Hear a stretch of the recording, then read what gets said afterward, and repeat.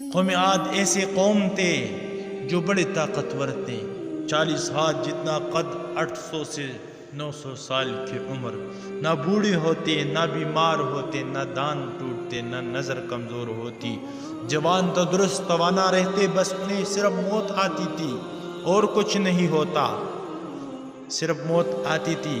ان کی طرف اللہ تعالیٰ نے حضرت ہود علیہ السلام کو بھیجا، انہوں نے ایک اللہ کی دعوت دی، اللہ کے پکڑ سے ڈرایا، مگر وہ بولے اے ہود ہمارے خداؤں نے تیرے عقل خراب کر دی ہے، جا جا اپنے نپل پڑھ، ہمیں نہ ڈرا، ہمیں نہ ٹوک، تیرے کہنے پر کیا ہم اپنے باپ دادا کا چال چلن چھوڑ دیں گے، عقل خراب ہو گئی تیری، جا جا اپنا کام کر۔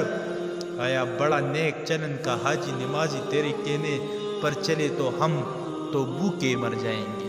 انہوں نے شرک، ظلم اور گناہوں کی طوفان سے اللہ کو للکارا، تکبر اور غرور میں بدمست بولے۔ اب قوم عاد نے تو بے وجہ زمین میں سرکشی شروع کر دی اور کہنے لگے ہم سے زوراور کون ہے؟ کیا انہیں یہ نظر نہ آیا کہ جس نے ایسے پیدا کیا وہ ان سے بہت ہی زیادہ زوراور ہے؟ وہ آخرت تک ہماری آیتوں کو انکار ہی کرتے رہے، کوئی ہے ہم سے زیادہ طاقتور تو لاؤ نا، ہمیں کس سے ڈراتے ہو؟ اللہ نے قحط بھیجا، بھوک لگی، سارا غلہ کھا گئے، مال مویشی کھا گئے، حرام پر آ گئی، چوہے بلی کتے کھا گئے، سانپ کھا گئے، درخت گرا کر اس کے پتے کھا گئے، بھوک نہ مٹی، نہ بارش ہوئی، نہ قطرہ گرا، نہ غلہ اگا۔ پھر تنگ آ کر اپنا ایک وفد بیت اللہ کا بھیجا۔ ان کا دستور تھا جب مصیبت آتی تو اوپر والے کو پکار اٹھاتے، اوپر والے کو پکار، جب دور ہو جاتی تو اپنے بتوں کو پوجنے لگتے۔ بیت اللہ وفد گیا اور کہا کہ ہمارے لیے اللہ سے دعا کرو کہ بارش برسائے۔ اللہ نے 3 بادل پیش کیے، کالا، سفید، سرخ۔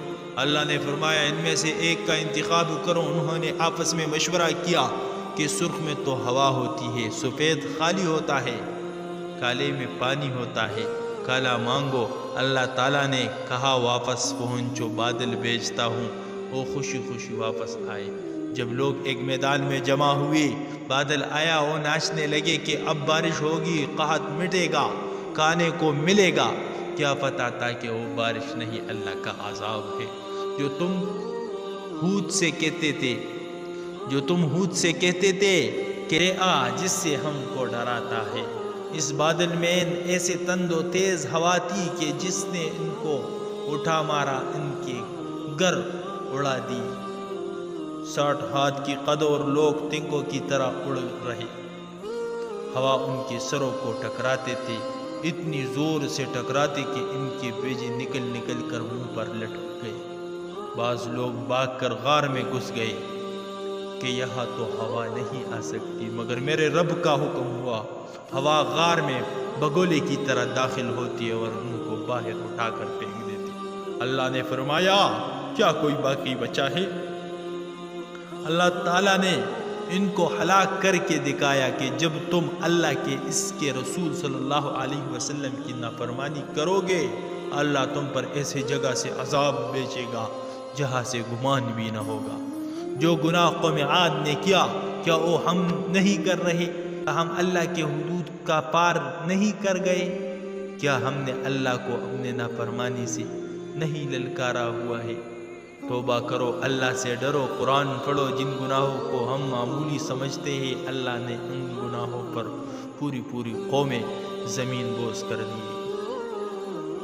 حضرات اگر آپ نے ہمارے چینل کو سبسکرائب نہیں کیا تو ہمارے چینل کو سبسکرائب کریں اور ساتھ میں گھنٹی کا بٹن بھی دبائیے تاکہ ہمارے نئے ویڈیو آپ لوگوں کو بر وقت پہنچے۔